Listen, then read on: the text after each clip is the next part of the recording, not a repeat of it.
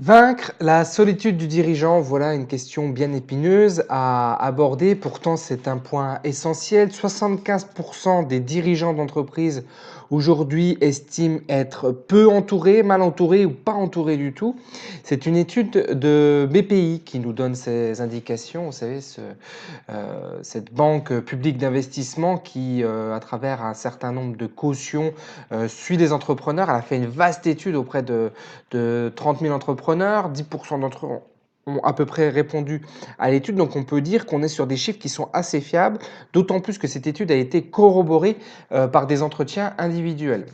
Donc 75% des entrepreneurs aujourd'hui s'estiment être seuls ou se retrouvent isolés dans leur entreprise et donc font face eux-mêmes, tout seuls, à la solitude du pouvoir. On parle des fois de la solitude du pouvoir en termes politiques, mais on voit aussi que dans l'économie, c'est quelque chose qui est vrai. Cette solitude est d'ailleurs renforcée quand le patrimoine immobilier ou le patrimonial, en tout cas de l'entrepreneur, est engagé, puisque très souvent des investissements sont faits et une caution personnelle peut être demandée sur ces biens immobiliers. C'est pour ça que je parlais d'immobilier, ou tout simplement une caution tout court.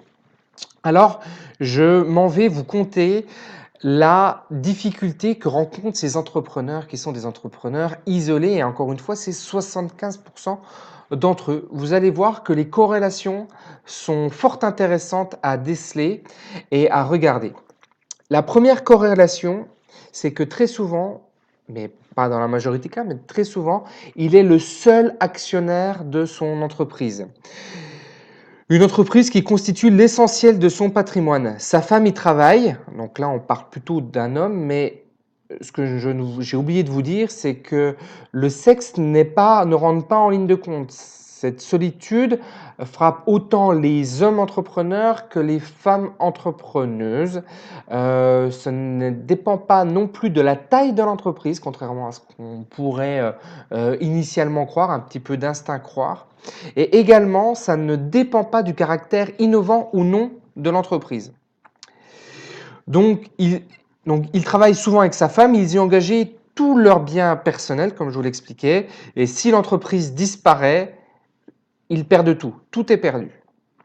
Sur le plan financier, l'entreprise n'est pas prospère, elle a un chiffre d'affaires en dents de scie et les résultats sont faibles et ont plutôt une tendance à se dégrader avec l'intensification de la concurrence. Le chef d'entreprise délègue très peu, il travaille en moyenne 70 heures par semaine dans son entreprise, il n'a plus de vie en dehors de l'entreprise. L'entreprise, c'est sa vie et sa vie, c'est l'entreprise. Il dirige seul l'entreprise, il est le seul dans la décision, mais aussi dans la réflexion. Dans l'entreprise, il n'y a personne d'assez bon niveau en qui il a suffisamment confiance pour discuter des décisions importantes et échanger des idées. Il n'a pas de comité de direction ou s'il en a un, sa fonction est purement informative ou consultative. On est plutôt dans un comité de direction descendant. On ne remonte pas l'information. Enfin, en dehors de l'expert comptable et de quelques juristes, il ne fait appel à aucune aide extérieure, ni consulting, ni cabinet de conseil. Faute de moyens ou par méfiance en raison de mauvaises expériences passées.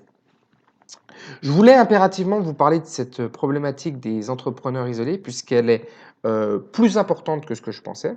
C'est une situation que moi-même j'ai vécue et qu'il m'est arrivé de vivre par le passé. Et c'est vrai que cette solitude nous enferme dans un mode de pensée qui n'est pas bon, qui n'est pas en tout cas celui que l'on doit avoir. Parce que si je vous fais le portrait type du dirigeant qui n'est pas isolé, on est à l'opposé. Il travaille beaucoup moins, son entreprise est à son service, c'est-à-dire qu'il ne vit plus pour et par son entreprise, mais c'est son entreprise qui vit pour lui. Il y a une autonomie de l'entreprise par rapport à lui. C'est quelqu'un donc qui délègue beaucoup. Il peut être seul actionnaire, mais il peut avoir des actionnaires multiples et forcément quand on a des actionnaires multiples, on désengage sa charge mentale et donc on est, plus, dans le partage et on se sent plus entouré, ce qui est normal. On a effectivement un comité de direction et l'entreprise a de bien meilleurs résultats. Donc vous voyez que la corrélation entre la solitude de l'entrepreneur et le caractère florissant, le caractère de réussite de l'entreprise est intrinsèquement très fortement corrélé. Je vous parle de ça pourquoi? Parce que ça fait déjà fort longtemps que j'y réfléchis. En fait, j'y réfléchis depuis que j'ai lancé la chaîne YouTube, que je pense, et je vais le faire d'ailleurs, c'est même pas je pense, c'est une décision que j'ai prise de faire de l'accompagnement de dirigeants. Aujourd'hui, le problème de l'accompagnement des dirigeants, c'est que, comme on vient de le lire, il y a beaucoup de méfiance qui est véhiculée, puisque à travers l'accompagnement, le coaching, on a tout un tas de charlatans et de personnes qui sont plutôt incompétentes dans le milieu, et donc que l'entrepreneur ne sait pas trop vers qui se tourner. Et donc j'ai décidé de faire cet accompagnement pour deux raisons. Petit 1, parce que je me sens légitime à le faire en étant chef de plusieurs entreprises, dont des entreprises qui fonctionnent en complète autonomie, dans lesquelles je n'interviens quasiment plus. Et parce que c'est quelque chose que j'avais envie de faire, parce que je pense que c'est beaucoup plus impactant que de simples vidéos et que de simples formations en ligne, on va dire, puisque ces formations en ligne sont à des prix qui défient toute concurrence et donc du coup n'engage pas les gens qui l'apprennent, ne donne pas l'implication suffisante qui doit être menée. Je pense que le coaching, l'accompagnement individualisé est le meilleur moyen pour atteindre le plus rapidement possible, le plus haut niveau de succès possible. Parce que je me dis que en ayant un dirigeant qui parle à un autre dirigeant, la confiance peut être beaucoup plus facile à installer et cet accompagnement, c'est toujours plus facile en fait d'apporter du conseil quand on a un point de vue extérieur et on en a tous besoin. Aujourd'hui, moi, ça fait maintenant 2 ans que je me fais accompagner sur divers sujets, que je prends des formations, que je m'engage financièrement de façon importante, que je m'engage de façon personnelle de façon extrêmement importante et je pense que c'est ce qui me permet aujourd'hui d'avoir on peut dire le succès, mais au-delà de ça, c'est une sorte de plénitude dans l'exercice de l'entrepreneuriat. Une sorte de fierté à me regarder dans la glace le matin en voyant ce que j'ai pu accomplir, même si ma vie aussi est remplie de succès et d'échecs.